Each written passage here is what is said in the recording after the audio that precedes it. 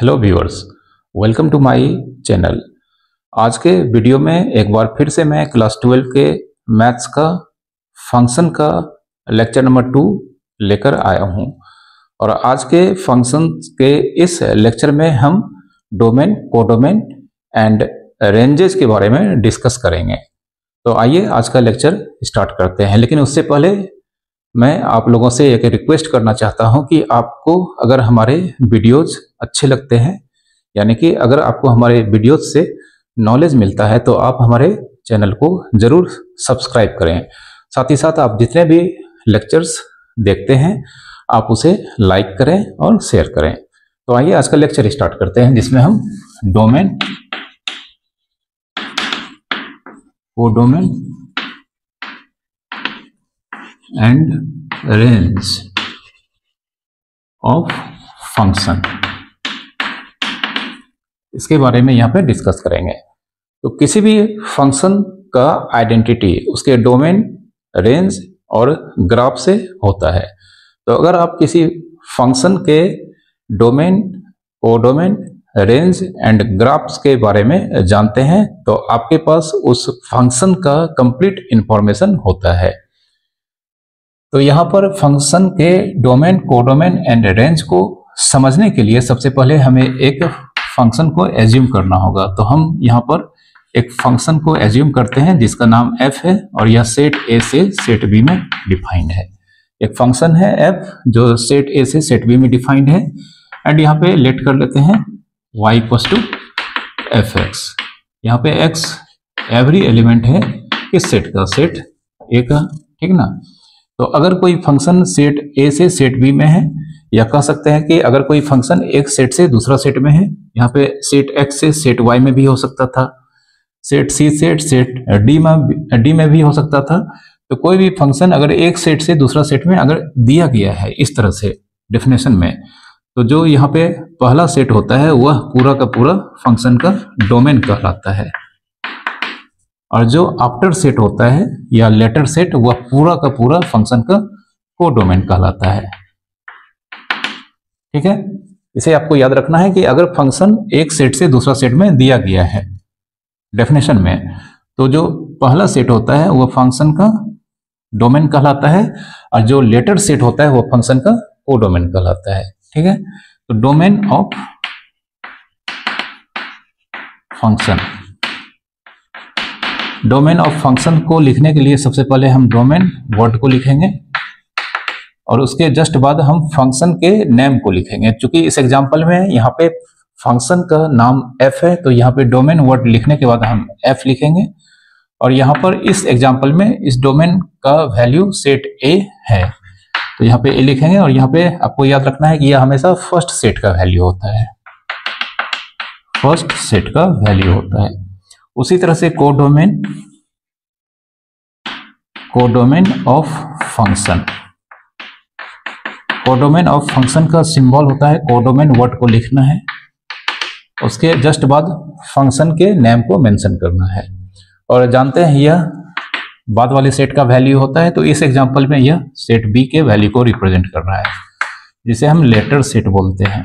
Letter set, letter का मतलब after होता है। ठीक है, तो यह तो हो गया आपका डोमेन और कोडोमेन का डेफिनेशन। अब रेंज की तरफ आते हैं। तो रेंज क्या होता है, इसे समझने के लिए हम एक यहाँ पर इस फंक्शन के पिक्टोरियल फॉर्म को रिप्रेजेंट करते हैं, तब हमें रेंज का मतलब समझ में आएगा। तो यहाँ पे लेट कर लेते हैं, यह सेट ए है, यह सेट बी है, यह सेट ए के वैल्यू को रिप्रेजेंट कर रहा है डायग्राम, वेन डायग्राम बोलते हैं इसे। सेट ए का यह डायग्राम है, इसके इनसाइड अगर हम मान लेते हैं 1 2 3 4 5, यह 5 एलिमेंट्स हैं।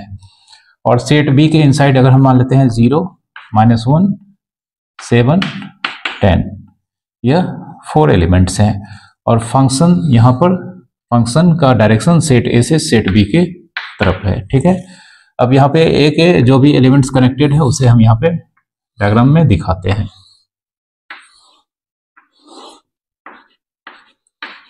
तो यहाँ पे एज्यूम कर लेते हैं यह फंक्शन कुछ इस तरह से डिफाइंड है यहाँ पर। ठीक है, तो यहाँ पे डोमेन, देयरफॉर यहाँ पे डोमेन f जो कि सेट जानते हैं फर्स्ट सेट का वैल्यू को रिप्रेजेंट करता है।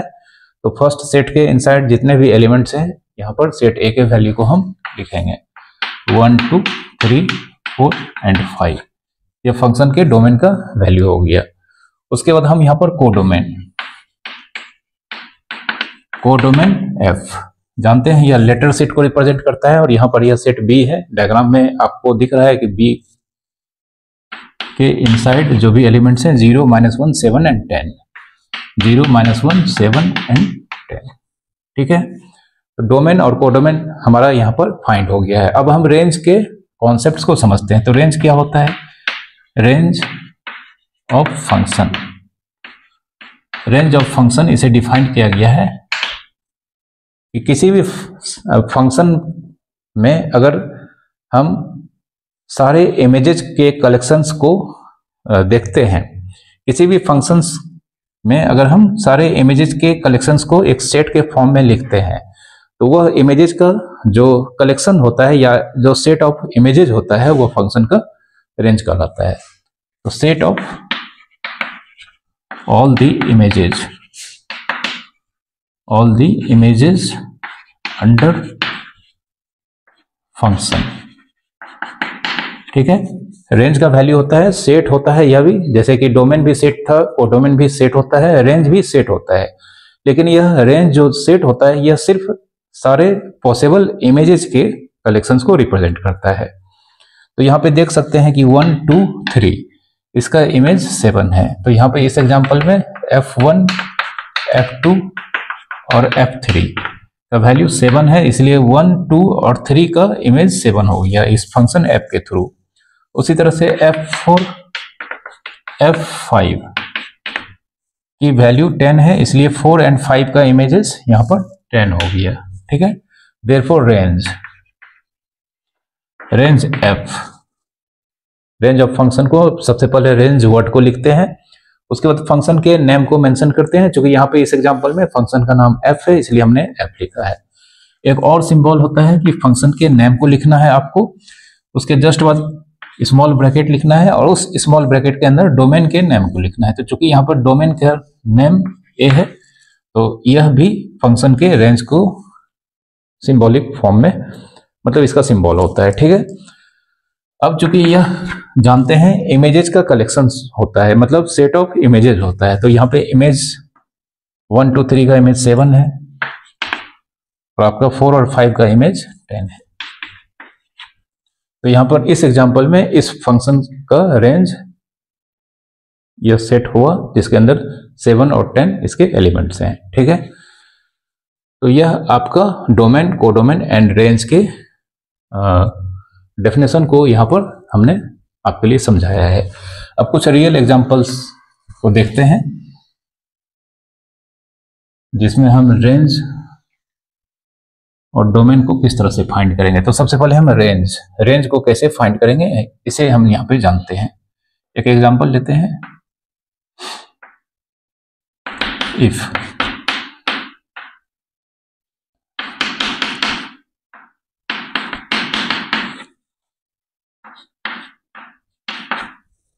एक फंक्शन है इस सेट से नेचुरल नंबर में है and y equals to fx यहाँ पे दिया गया है x² + 3। ठीक है, y इक्वल्स टू fx दिया गया है x² + 3। Find domain, codomain and range. तो यहाँ पे हमें डोमेन, कोडोमेन एंड रेंज के वैल्यू को फाइंड करना है। तो जानते हैं डोमेन यह पूरा का पूरा पहला सेट डोमेन का वैल्यू को रिप्रेजेंट करेगा और कोडोमेन लेटर सेट के वैल्यू को रिप्रेजेंट करेगा जो कि नेचुरल नंबर है। रेंज निकालने के लिए हमें यहाँ पर सारे इमेजेस जो कि इस सेट के सारे एलिमेंट्स के इमेजेस के बारे वैल्यू को निकालना होगा। तो सबसे पहले हम यहाँ पे डोमेन लिखते हैं, domain of function f 1 2 3 5 -1। Codomain function यह नेचुरल नंबर लेटर सेट को रिप्रेजेंट करेगा। अब रेंज निकालने के लिए हमें यहाँ पर सारे एलिमेंट्स का इमेजेस को निकालना होगा। तो f1 हम यहाँ पे देख सकते हैं fx इक्वल्स टू x² + 3 है। तो f1 का वैल्यू 1 स्क्वायर प्लस 3 जो कि 4 होगा। उसी तरह से f2 का value 2 square plus x square plus 3 है, तो x के प्लेस पे यहाँ पे 2 है, 2 स्क्वायर प्लस 3, तो 2 2 जब 4 और 3 7 हो जाएगा। उसी तरह से f3 निकालते हैं, यहाँ पे f3 कंपेयर करेंगे तो fx, x का वैल्यू यहाँ पे 3 है, तो ये इस x में हम 3 पुट करने पे 3 स्क्वायर प्लस 3 12 हो जाएगा। उसी तरह से f5 5 स्क्वायर प्लस 3 या 28 होगा। और लास्ट में हम यहाँ पर f-1,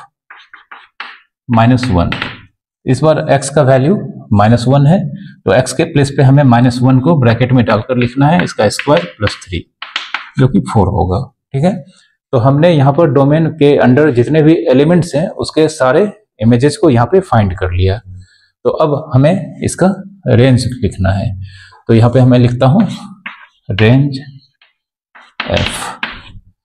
ठीक है, तो इमेजेस यहाँ पे 4 7 12 28 4 7 12 28 एंड 4। क्योंकि यहाँ पे 4 हम दोबारा नहीं लिख सकते हैं, क्योंकि आप देख सकते हैं 1 का इमेज 4 है और -1 का इमेज 4 है, तो किसी भी सेट के अंदर एक एलिमेंट को एक ही बार लिखा जाता है। ठीक है, तो हम यहाँ पे 4 को रिपीट नहीं करेंगे। तो यह आपका इस एग्जाम्पल में रेंज के वैल्यू को रिप्रेजेंट करता है।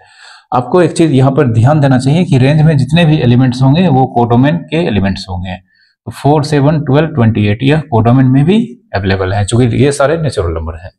तो रेंज हमेशा कोडोमेन का एक सबसेट होता है, ये आपको याद रखना है। Range is always a subset of codomain. ठीक है, एक दूसरा एग्जांपल हम लेते हैं।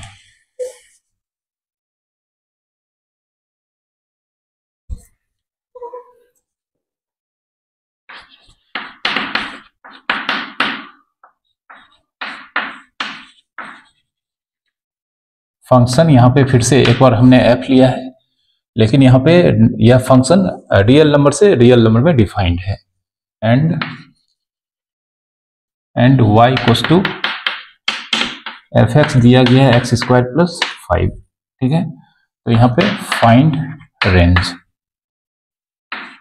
यहाँ पे सिर्फ रेंज, हमने यहाँ पे सिर्फ रेंज को निकालने के लिए इस क्वेश्चन को यहाँ पे आपके लिए दिया गया है। क्योंकि यहाँ पे डोमेन आपको पता है कि R है, कोडोमेन भी R है, तो सिर्फ हमें रेंज निकालना है। ठीक है, तो यहाँ पे हम जानते हैं रियल नंबर में इन्फिनाइट एलिमेंट्स होते हैं, और हर एक एलिमेंट्स का अगर हम यहाँ पर इस एक्सप्रेशन के थ्रू इमेज निकालने जाएंगे तो यह हमारे लिए संभव ही नहीं होगा कि हम सारे एलिमेंट्स के इमेज को यहाँ पे फाइंड कर सकें, क्योंकि यह एक बहुत ही ज्यादा टाइम कंज्यूमिंग वर्क होगा और शायद यह निकलेगा भी नहीं। तो यहाँ पे हम रेंज को निकालने के लिए एक ऑल्टरनेट मेथड यूज करेंगे। ठीक है, तो रेंज, जैसा कि आपको पता है कि रेंज जो होता है वह इमेजेस के वैल्यूज का कलेक्शन होता है, और इमेजेस के बारे में मैंने आपको जस्ट प्रीवियस लेक्चर में बताया है, जिसका लिंक मैं यहाँ पर आई बटन में दे दूंगा, आप उसे जाकर पहले देख लें, तब आपको इमेजेस और प्री इमेजेस के बारे में सारे कॉन्सेप्ट्स मालूम हो जाएंगे। तो रेंज हमेशा इमेजेस के वैल्यूज को रिप्रेजेंट करता है, और इमेजेस का वैल्यू को रिप्रेजेंट करने वाला वेरिएबल y होता है। ठीक है, तो अगर हम यहाँ पर y जो कि x स्क्वायर प्लस 5 के वैल्यूज को रिप्रेजेंट कर रहा है, और यहाँ पे x for every x belongs to r, और x यहाँ पे अपना सारा वैल्यू डोमेन से लेगा। तो अगर हम यहाँ पर y के मतलब जो कि इमेजेस के वैल्यूज को रिप्रेजेंट करता है, y के सारे वैल्यूज के कलेक्शंस को यहाँ पर अगर हम एक प्रॉपर्टी के थ्रू डिस्क्राइब करके निकाल लें तो हमें रेंज का वैल्यू मिल जाएगा। ठीक है, कैसे निकालेंगे देखिए। तो सिंस फंक्शंस की वैल्यू रियल नंबर से रियल नंबर में है, and y equals to f x equals to x square plus 5 है। ठीक है, और यहाँ पे x अपना वैल्यू r से डोमेन से लेगा, तो since for every x belongs to r, सबसे पहले हमें x के वैल्यूज को जानना है कि x क्या है। तो यहाँ पे x सारा का सारा रियल नंबर को रिप्रेजेंट कर रहा है। y के एक्सप्रेशन में हमें x को देखना है कि x का क्या हुआ है, किसी नंबर से मल्टीप्लाइड हुआ है, स्क्वायर हुआ है, या क्यूब हुआ है, या रूट लगा है। तो x स्क्वायर लगा है, तो x चूंकि रियल नंबर है तो रियल नंबर पॉजिटिव भी होते हैं, नेगेटिव भी होते हैं और जीरो भी होते हैं। लेकिन यहाँ पे y के एक्सप्रेशन में x का स्क्वायर कर दिया गया है, तो x square greater than equal to 0 होगा, क्योंकि जानते हैं अगर पॉजिटिव रियल नंबर है तो उसका स्क्वायर करने पे आंसर पॉजिटिव आएगा। फिर अगर नेगेटिव रियल नंबर्स हैं तो उसका भी स्क्वायर करने पे आंसर पॉजिटिव आएगा, और जीरो है तो उसका स्क्वायर करने पे यहाँ पे एक्स स्क्वायर का वैल्यू 0 हो जाएगा। ठीक है, तो हमने सारे रियल नंबर्स के बारे में यहाँ पे जान लिया कि उसका स्क्वायर करने पे हमें जो वैल्यूज मिलेगा यह ग्रेटर देन इक्वल टू 0 के बराबर होगा। अब यहाँ पे एक्स स्क्वायर प्लस 5 है, तो हमें यहाँ पर एक्स स्क्वायर में 5 को ऐड करना होगा। तो हमें आरएचएस में मतलब इनइक्वालिटी के अदर साइड में भी 5 को ऐड करना होगा। ठीक है, अब यहाँ पे एक्स स्क्वायर प्लस 5 ही तो वेरिएबल y के वैल्यू को रिप्रेजेंट कर रहा है, तो हम यहाँ पे एक्स स्क्वायर प्लस 5 के जगह पे अब y के वेरिएबल y को लिखेंगे, और इधर यहाँ पे इसका value greater than equal to 5 हो गया। अब चूंकि इमेजेस के वैल्यूज को रिप्रेजेंट करने वाला वेरिएबल y है, और y के बारे में यहाँ पे हमें कंप्लीट इंफॉर्मेशन मिल चुका है कि यह ग्रेटर देन इक्वल टू 5 होगा। तो अब अगर हम एक नंबर लाइन लें, इधर माइनस इन्फिनिटी होता है, इधर प्लस इन्फिनिटी होता है, y का वैल्यू अगर यहाँ पे 5 से स्टार्ट होता है, 5 से स्टार्ट होने का मतलब 5 पे एक सर्कल होगा, यह क्लोज होगा, और ग्रेटर देन 5, तो ग्रेटर देन 5 आप जानते हैं कि इधर से अगर हम जाएंगे तो यह इस तरफ हम चलते ही चले जाएंगे, मतलब 5 से स्टार्ट होकर यह वैल्यू इन्फिनिटी तक जाएगा। ठीक है, तो हम कह सकते हैं y बिलोंग्स टू 5 इन्फिनिटी, और यह इंटरवल फॉर्म है। ठीक है, सेट्स के इंटरवल फॉर्म में हमने यहाँ पे लिखा है, क्योंकि हमें रेंज का वैल्यू लिखना है और रेंज का वैल्यू सेट होता है, और यहाँ पे इंटरवल भी एक सेट को रिप्रेजेंट करता है। तो अगर आप इंटरवल्स के बारे में नहीं जानते हैं तो आप हमारे रिलेशंस के टॉपिक्स को देखें। रिलेशंस जो कि फंक्शन से पहले मैंने रिलेशंस को पढ़ाया है, वहां पर सेट थ्योरी के कॉन्सेप्ट्स में मैंने इंटरवल्स के बारे में बताया है। ठीक है, तो यहाँ पे यह y belongs to this interval जो कि सेमी इंटरवल है। यहाँ पे यह 5 की तरफ स्क्वायर ब्रैकेट्स का पोर्शन रिप्रेजेंट करता है कि 5 इंक्लूड है, और स्मॉल ब्रैकेट चूंकि इन्फिनिटी को जानते हैं तो क्लोज नहीं किया जा सकता है। ठीक है, तो अब हमें सारे इमेजेस के बारे में जो कि y के वैल्यू को रिप्रेजेंट करता है इंफॉर्मेशन मिल चुका है कि यह 5 या उससे अधिक होगा। देयरफॉर अब हम लिखेंगे range equals to 5 comma infinity. यह इस क्वेश्चन का रेंज का आंसर हो गया। ठीक है, एक और एग्जांपल लेते हैं।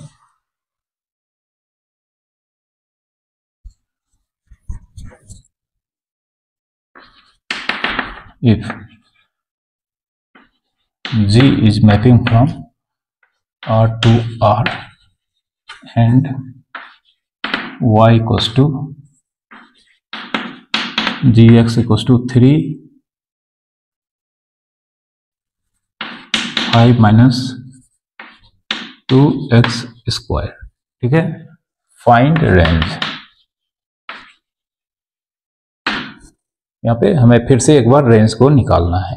तो पिछले क्वेश्चन की तरह यहाँ पे डोमेन रियल नंबर है, कोडोमेन भी रियल नंबर है, आप देख सकते हैं।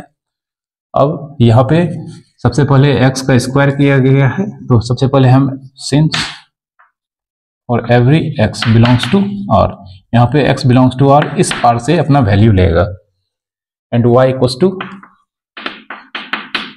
fx इक्वल्स टू दिया गया है 5 माइनस 2x स्क्वायर।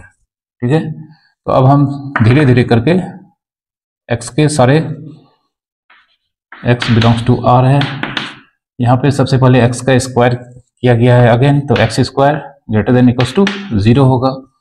अब इस x स्क्वायर से यहाँ पे मल्टीप्लाइड किया गया है यहाँ पे -2 को, तो हम यहाँ पर -2 into x square less than -2 into 0। आप जानते हैं किसी भी इक्वेशन में अगर हम निगेटिव नंबर से मल्टीप्लाई करते हैं तो जिस स्टेप में हम निगेटिव नंबर से मल्टीप्लाई करते हैं, जैसे हमने यहाँ पे 1 2 3 तीसरे स्टेप में हम -2 से मल्टीप्लाई यहाँ पे हम दोनों साइड किए हैं, तो जिस स्टेप पे नेगेटिव नंबर से मल्टीप्लाई या डिवाइड करते हैं, इन इक्वेशन का साइन रिवर्स हो जाता है। ये आपने इन इक्वेशन में क्लास 11th में पढ़ा होगा, ठीक है। तो यहाँ पे -2 से मल्टीप्लाई करने पे ये greater than equals to less than equals to में कन्वर्ट हो जाता है, ठीक है।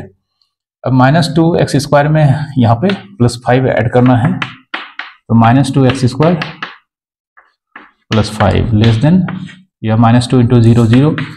अब इधर हमने 5 ऐड किया तो इधर भी हमें 5 ऐड करना होगा, ठीक है। अब हम इसे 5 - 2x² लिख सकते हैं और इधर लेस देन इक्वल्स टू 5। तो 5 - 2x² यही तो आपका वेरिएबल y के वैल्यू को रिप्रेजेंट कर रहा है, तो ये y less than equals to 5 यह होगा, ठीक है। तो अब हमें यहाँ पर इमेज जो कि y के वैल्यूज को रिप्रेजेंट करता है, कंप्लीट इंफॉर्मेशन यहाँ पे हमें मिल चुका है। तो इस बार अगर हम नंबर लाइन बनाएंगे, यह 5 है, इधर +∞, इधर -∞, तो y की वैल्यू इस बार लेस देन इक्वल्स टू 5, मतलब 5 से स्टार्ट होकर लेस। तो लेस यहाँ पे कहाँ तक होगा नहीं बताया गया है, तो हम 5 से पीछे अगर चलते जाएंगे तो 5 से लेस जानते हैं हम, अगर हम चलते जाएंगे तो हमें -∞ तक पहुंचना होगा। तो therefore y belongs to -∞ to 5, ठीक है। इस बार जो बड़ा नंबर होता है इंटरवल में वो राइट साइड लिखा जाता है, 5 को हमने राइट साइड लिखा है और -∞ left side. Therefore range -∞ to 5। एक और एग्जांपल लेते हैं, जो कि बहुत अच्छा एग्जांपल है।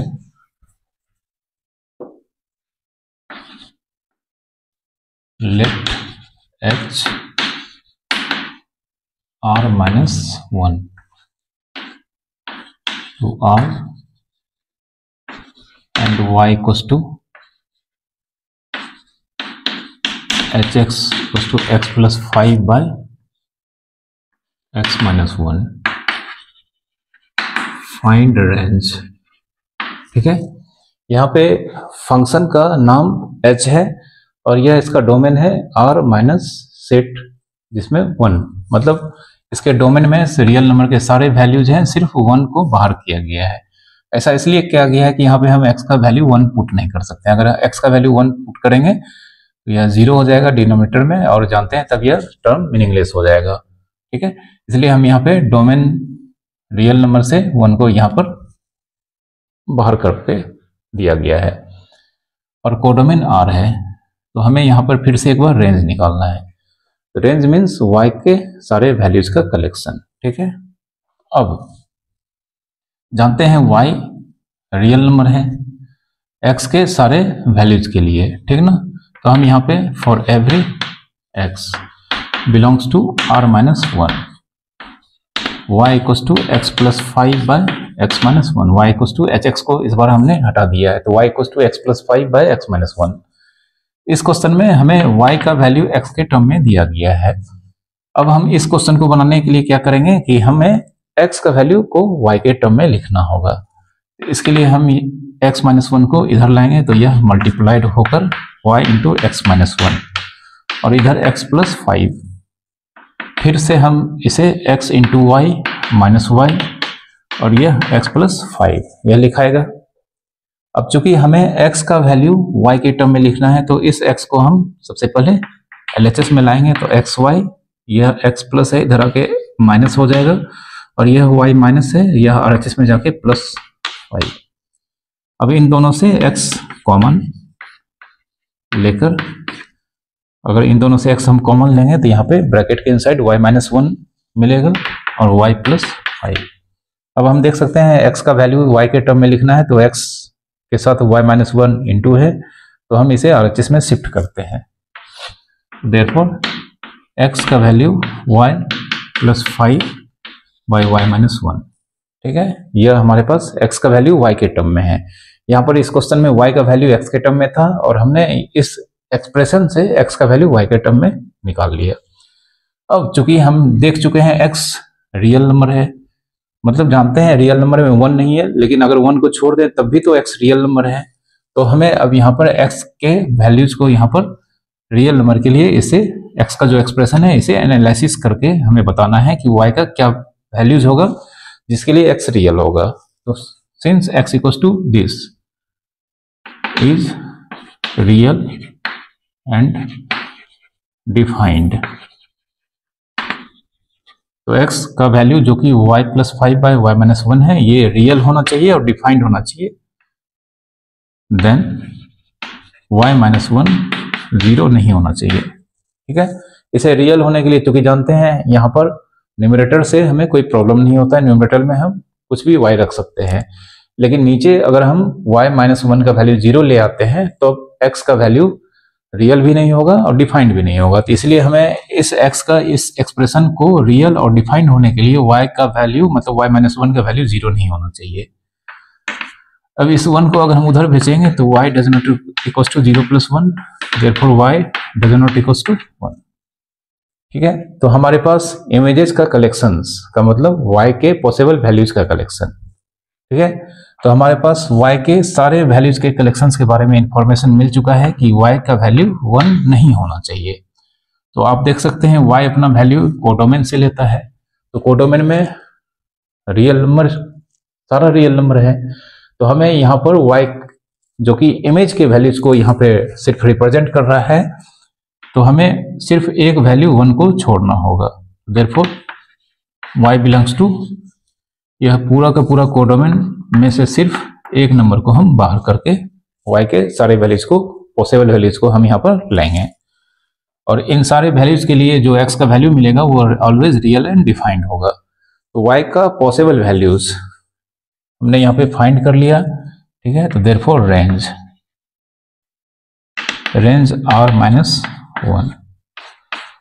ठीक है, रियल नंबर में से सिर्फ -1 को बाहर किया गया है, और रियल नंबर का इंटरवल जानते हैं -∞ से +∞ होता है और 1। ठीक है, ये दोनों आंसर लिखेंगे तो सही होगा।